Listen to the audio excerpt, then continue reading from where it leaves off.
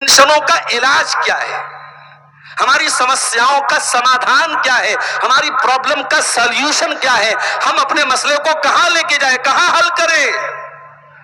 تو آج کی میری تقریر کا جو ٹاپک ہے وہ یہی ہے کہ اسلام میں غم کا علاج کیا ہے، اسلام میں ٹینشن کا علاج کیا ہے، ہماری زندگی میں جو سمسیاں آتی ہیں، جو ٹینشن آتی ہے، ان کا علاج ہمارے نبی نے، ہمارے اللہ نے، ہمارے قرآن نے کیا بتایا۔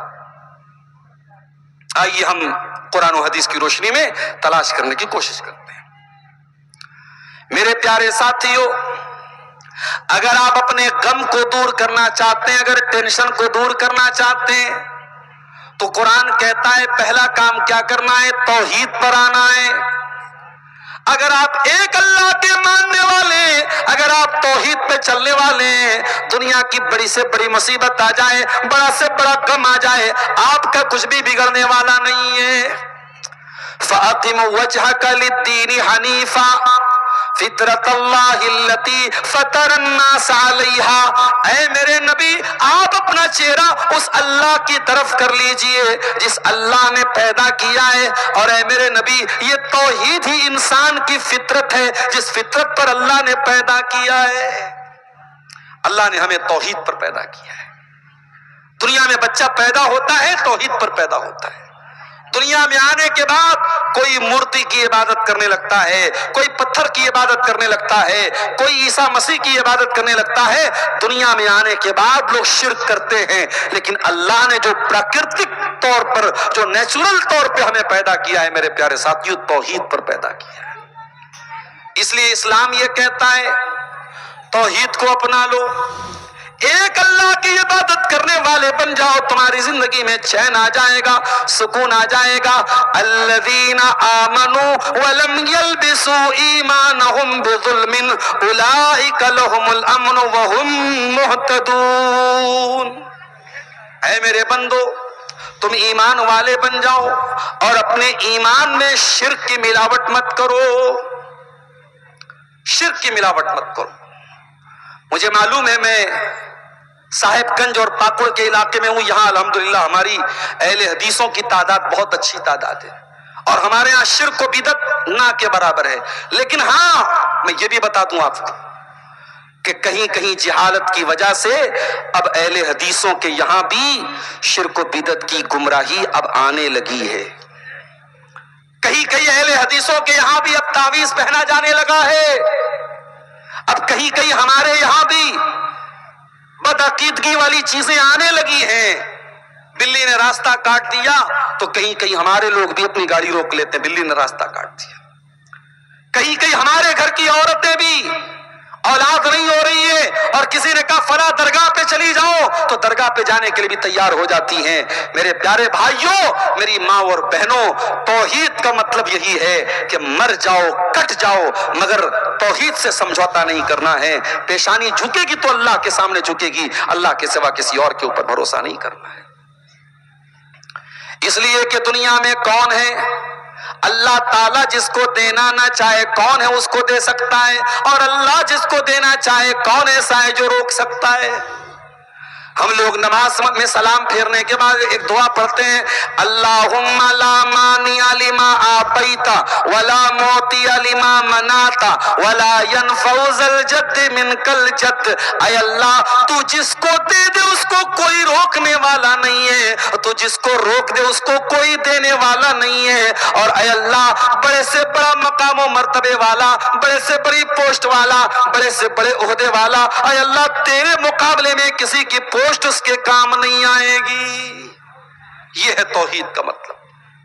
اگر ٹینشن دور کرنا ہے زندگی سے تو توحید پر آ جاؤ میرے پیارے ساتھیوں۔ یعقوب علیہ السلام کو دیکھو، ان کا بیٹا یوسف علیہ السلام اپنے بھائیوں کی سازش کا شکار ہو گیا، بھائیوں نے لے جا کے کنویں میں ڈال دیا۔ یعقوب علیہ السلام کو پتا تھا میرا بیٹا ضرور ایک دن واپس آئے گا۔ میرے بچے نے خواب دیکھا تھا کہ 11 ستارے مجھ کو سجدہ کر رہے ہیں، سورج میرے آگے سجدہ کر رہا ہے، چاند میرے آگے سجدہ کر رہا ہے۔ یعقوب علیہ السلام کو پتا تھا کہ ضرور میرے بیٹے کا خواب پورا ہوگا۔ یوسف علیہ السلام لاپتہ ہو گئے۔ याकूब अलैहिस्सलाम अपने बच्चे को याद करके रोने लगते हैं और कहते हैं या असफा ला यूसुफ, हाय मेरा यूसुफ, हाय मेरा यूसुफ। लोग कहने लगते हैं ऐ याकूब अलैहिस्सलाम क्यों याद करते हो यूसुफ को, क्यों याद करते हो यूसुफ को, यूसुफ को याद कर करके कहीं खत्म ना हो जाना, कहीं हलाक ना हो जाना। हजरत याकूब अलैहिस्सलाम कहते हैं इन्नमा अश्कू बस्ती व हुज़नी इलल्लाह, ऐ अल्लाह मैं शिकवा करता हूं तो तेरी बारगाह में करता हूं, ऐ अल्लाह मैं आंसू बहाता हूं तो तेरे आगे बहाता हूं। इसलिए मेरे प्यारे साथियों, अगर टेंशन को दूर करना है तो तौहीद वाले बन जाओ, एक अल्लाह के ऊपर ईमान रखने वाले बन जाओ। जिस इंसान की जिंदगी में तौहीद होगी वो बड़ी से बड़ी टेंशन का सामना कर सकता है। और ये भी याद रखो तौहीद का अपोजिट है शिर्क, और शिर्क एक ऐसा पाप, एक ऐसा गुनाह है जो अल्लाह कभी माफ नहीं करेगा। इन्नल्लाह ला यगफिरु अन युशरक बिही व यगफिरु मा दून ज़ालिका लिमन यशा। मेरे बंदो, हम शिर्क को माफ नहीं करेंगे। शिर्क से छोटा कोई गुनाह करके आओगे माफ कर देंगे, शिर्क माफ होने वाला नहीं है। अल्लाह ताला शिर्क को माफ नहीं करेगा। और ये भी याद रखो अगर कोई शिर्क की हालत में मर गया, हमारा अपना बाप ही क्यों ना हो, अपनी माँ ही क्यों ना हो, हम उसके लिए मगफरत की दुआ भी नहीं कर सकते। मा काना लिन्नबिय्य वल्लज़ीना आमनू अन यस्तगफिरू लिल मुशरिकीना वलौ कानू उली कुर्बा। ऐ नबी आपको भी अधिकार नहीं है, ऐ मुसलमानों तुमको भी अधिकार नहीं है कि कोई शिर्क की हालत में मर जाए और तुम उसके लिए मगफरत की दुआ करो। किसी मुशरिक के लिए मगफरत की दुआ करने की इजाजत नहीं है आपको। मेरे प्यारे साथी, अल्लाह के नबी को एक मर्तबा अपनी माँ की याद आई। आपने मां को 5 साल की उम्र में खो दिया था, 6 साल की उम्र। अल्लाह के नबी को मां का प्यार नहीं मिल पाया। 6 साल की उम्र में आपकी मां का इंतकाल हो गया।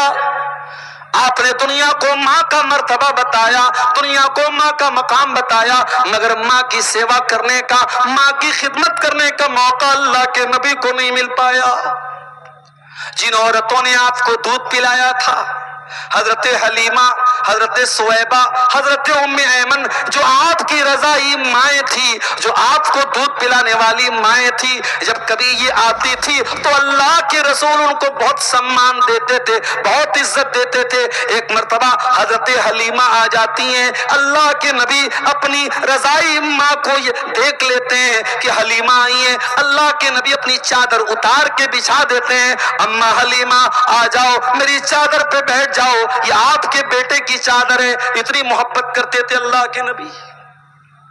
मां को आपने 6 साल की उम्र में खो दिया। अब जाहिर है 6 साल का बच्चा अपनी मां से जुदा हो जाए तो जिंदगी के हर मोड़ पर उसको मां की याद आती है। एक मर्तबा अल्लाह के नबी को अपनी मां की बहुत याद आई। आप साहबे किराम को लेके अपनी माँ की कब्र पे जाते हैं, माँ की कब्र को देखते हैं, माँ की ममता याद आ जाती है, माँ का प्यार याद आ जाता है, माँ का गम याद आ जाता है। अल्लाह के नबी रोने लगते हैं और इतना रोते हैं, हदीस के अल्फाज हैं कि आपके आसपास जितने सहाबा थे अपने नबी को रोता हुआ देख के सारे सहाबा भी रोने लगते हैं। फिर आपने रोते हुए फरमाया, ओ लोगो, मैंने अल्लाह से इजाजत मांगी थी कि मैं अपनी माँ की मगफरत की दुआ करना चाहता हूं, फलम युज़न ली, अल्लाह ने मुझको इजाजत नहीं दी, क्योंकि माँ तौहीद पर नहीं थी, माँ अपने बाप दादा के मजहब पर थी, शिर्क पर थी, इसलिए अल्लाह ने माँ की मगफरत की दुआ की इजाजत भी नहीं दी। फिर मैंने अल्लाह से इजाजत मांगी, ऐ अल्लाह तो मुझे माँ की कब्र के पास जाने दो। अल्लाह ने मुझे माँ की कब्र पे जाने की इजाजत दी। इसलिए ऐ लोगों, तुम भी कब्रिस्तान जाया करो, वहां जाने से आखिरत की मौत की याद आती है। ये अल्लाह के रसूल की हदीस है।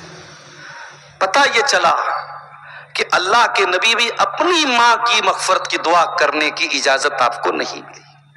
क्यों?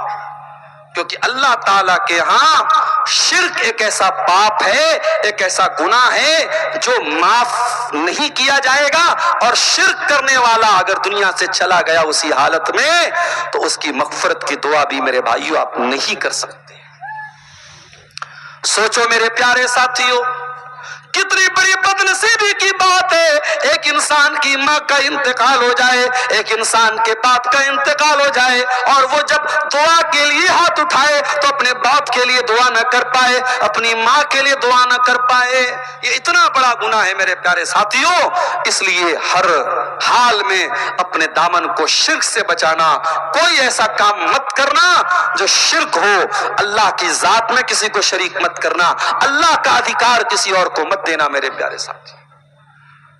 ابھی ایک ویڈیو میں نے دیکھا، ایک بچہ تھا، جوان لڑکا تھا، اپنی ماں کو چوم رہا تھا، جوان لڑکا اپنی ماں کا پیر چوم رہا تھا، اور ایسے انداز سے چوم رہا تھا ایسا لگ رہا تھا ماں کے آگے سجدہ کر رہا ہے۔ یہ عمل بھی ٹھیک نہیں ہے میرے پیارے ساتھی۔ ماں کا سمان کرنے کی اجازت اسلام نے دی ہے، لیکن ماں کا پیر چومنا اور ایسے انداز میں چومنا ایسا لگے کہ آپ ماں کو سجدہ کر رہے ہیں، اس بات کی اسلام میں اجازت نہیں ہے۔ وَأَنَّ الْمَسَاجِدَ لِلَّهِ فَلَا تَدْعُوا مَعَ اللَّهِ أَحَدًا۔ اے لوگوں کان کھول کر کے سن لو، سجدہ کرنا صرف اللہ کے لیے جائز ہے، کسی اور کے آگے سجدہ نہیں کر سکتے۔ ابھی رمضان میں کرناٹک میں تھا، گلبرگہ شہر میں تھا، وہاں ایک بہت بڑی قبر ہے، مزار ہے، درگاہ ہے، اس کو بولتے بندہ نواز۔ جیسے اجمیر کی جو درگاہ ہے ان کو بولتے غریب نواز، ایسے ہی گلبرگہ کی جو درگاہ ہے اس کو بولتے بندہ نواز۔ بندہ نواز کا مطلب بندوں کو دینے والا، ان کا یہ عقیدہ ہے کہ یہ جو بابا ہیں سب کو دیتے ہیں۔ تو وہاں جو بندہ نواز کے ماننے والے ہیں تو وہ اپنی دکانوں کا نام لکھتے KBN۔ KBN کا مطلب کیا ہے؟ خواجہ بندہ نواز۔ تو ہمارے اہل حدیث بھائی بھی تو ایک سے ایک مزیدار ہوتے ہیں، تو ایک اہل حدیث بھائی نے کہا کہ یہ KBN کا مطلب معلوم ہے مولانا؟ میں نے کہا کیا مطلب ہے اس کا؟ تو بولے اس کا مطلب ہے کوئی بھروسہ نہیں، KBN کوئی بھروسہ نہیں۔ اور جو لوگ لکھتے KGN، تو KGN کا مطلب کوئی گارنٹی نہیں۔ وہ تو یہ مطلب لے رہا ہے خواجہ غریب نواز، مگر ہمارے اہل حدیث بھائی اس کی فل فارم کیا بنائے؟ کوئی گارنٹی نہیں۔ اچھا کچھ لوگ لکھتے YKGN، یا خواجہ غریب نواز، تو اس کی انہوں نے کیا بنایا؟ یقیناً کوئی گارنٹی نہیں۔ تو یہ ہے، یہ عقیدہ ہمارا ہے، اللہ تبارک و تعالیٰ کے سوا کوئی ہمارا غریب نواز نہیں ہے، کوئی بندہ نواز نہیں ہے، کوئی دستگیر نہیں ہے میرے پیارے ساتھی۔ آج امت کو کہاں لے کے چلے گئے میرے بھائیوں؟ ان بزرگوں کی قبریں بنا کے ان کے اوپر سجدہ کیا جا رہا ہے، چادر چڑھائی جا رہی ہے، عورتوں کا ریلا لگا ہوا ہے، عورتوں کی لائن لگی ہے۔ کان کھول کے سن لو میرے پیارے ساتھیوں، دنیا کا سب سے بڑا پاپ شرک ہے۔ ان الشرک لظلم عظیم۔ اگر ٹینشن سے بچنا ہے، اگر غم سے بچنا ہے، اگر پریشانی سے بچنا ہے تو سب سے پہلے شرک سے بچنا پڑے گا، اپنے دامن کو شرک سے بچانا ہوگا۔ تو یہ پہلی چیز ہوگی۔ اسلام میں غم کا علاج کیا ہے؟ توحید کو اپنا لیجئے میرے پیارے ساتھیوں۔ دوسری چیز،